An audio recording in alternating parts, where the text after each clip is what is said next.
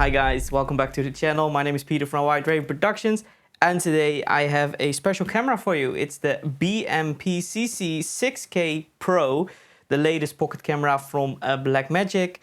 And we're gonna balance this on a gimbal. We're gonna do a couple of scenarios. The first one that we will cover in this video is the full cinema. So it's gonna be the follow focus, Raven Eye, a matte box, and a Cinema Prime. We're using the Samyangs because they are light and we can actually balance it properly. Using much heavier lenses will not give you the clearance.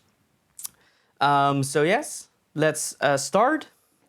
So to give you a rundown of this setup, so the first thing, because I don't own this camera and I just had it for a couple of days, I had to use the original Ronin RS to mount with the rod for the follow focus.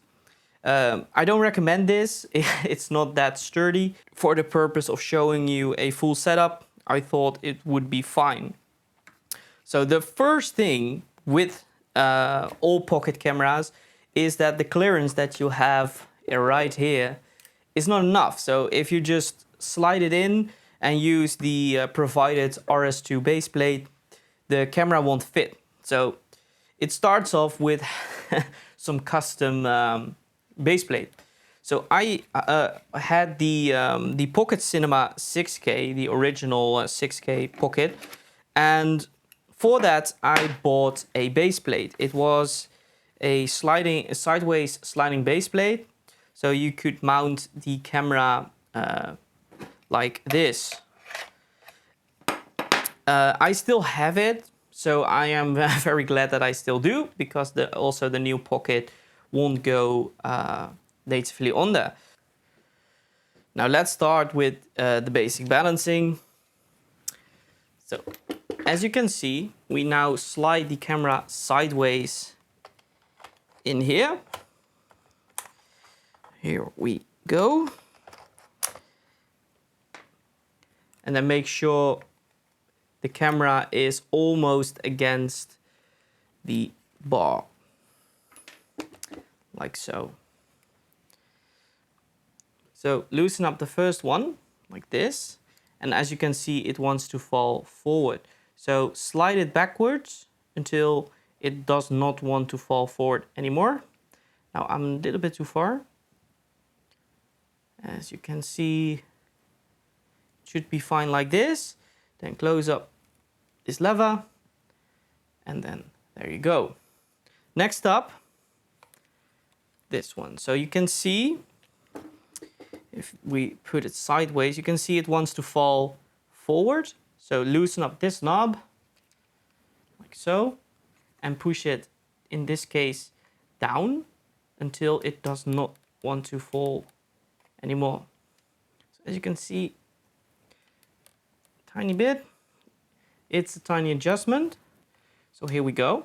And as you can see now, it wants to fall backward a tiny bit. That sometimes happens if you change axis. So here we go. Let's open it up. Push it forward. A little bit backwards, I think. A little bit more.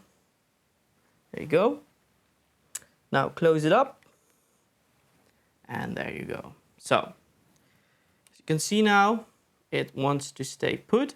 I think it does not want to stay put. Interesting. All right. Micro adjustment here. Yeah, there you go. So, first axis done. Lock it up so it won't move. And then on to the next one, which is gonna be maybe like this. It's gonna be this one. So, loosen this up. Loosen the screw. Now, as you can see, it wants to fall. Yes, you can see right here, it wants to fall that way. So we need to counterbalance that by pushing it this way. And as you can see, this is very, it's a very awkward way to adjust it. It's not really that practical, and it moves a lot. So finding that fine adjustment is a bit hard. So just take your time to do so. And as you can see, it now does not want to move. So lock it up. Now for the last one, lock this one back up. We are going to do this axis here, right here. And we do that by releasing this safety knob, pushing it sideways, and see if it wants to fall. So it wants to fall forward. You can see it falls this way, which means it's front heavy. So we loosen this one up and push it backwards for a little bit, hold it like this. And as you can see, I actually think I pretty much done it directly. So this means that our initial balance now is done. This means it's the balance without the cables. Now let's add the cables, which will shift the balance a bit. But now we know at least the package is balanced properly. To connect the Blackmagic with the Raven, we need the provided cable. So this is a full-size HDMI to a, I think, micro. So loosen this one up. And as you can see, we're going to put this one in right here. And this one will go in here, which this will give us the camera feed on our phone, for example, by the Raven. Now, I don't use the Raven that much. I use my Teradek, and the tracking feature of Raven is very cool, but it's just not something that I actually use. So I'm going to demonstrate how to balance it, but I'm not going to demonstrate how to use it, as I am personally not a user. So you have the corner cable and the straight one. Put that into Raven like so. This will provide it with power. And I believe we have to put it in the lower one, but I am not sure, honestly. So the Blackmagic USB-C to USB-C cable could be used to provide a run stop from the gimbal by putting it in this USB-C port. But we want to use the focus motor, and the focus motor is also USB-C to USB-C. And of course, the setup won't work if you do not use the provided cables by DJI, which is, to be quite honest, very annoying. But that's the, it is what it is, I suppose. Let's put this one away, by the way. So, as you can see now, we have a matte box, we have a lens, we have the focus motor, and we have the camera, all on the Ronin S. Now, let's release this lock first to see how much has changed in our initial balance. So, we can see that the this balance needs to be corrected. And I think, and remember, we already balanced the package pretty much, so these corrections will be minimal. And as you can see, I think it's actually pretty much okay.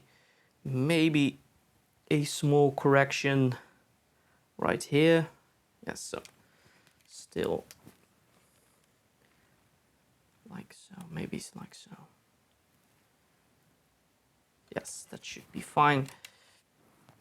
And take the time to do this process, because even though the Ronin is a very good and capable gimbal, it will only perform the best if it's balanced correctly. It's not like a movie that can literally take a lot more compensation when you don't balance it correctly.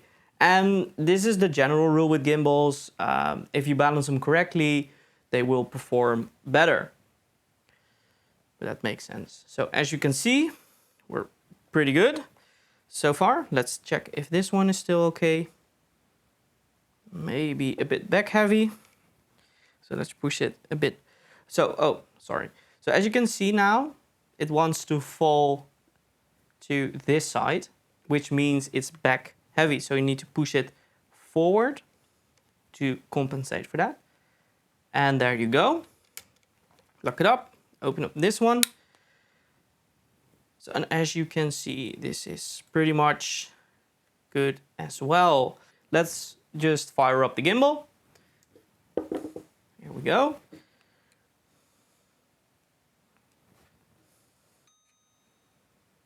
And there you have it.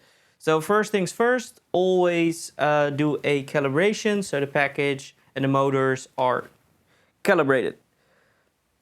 Like so. Start calibration.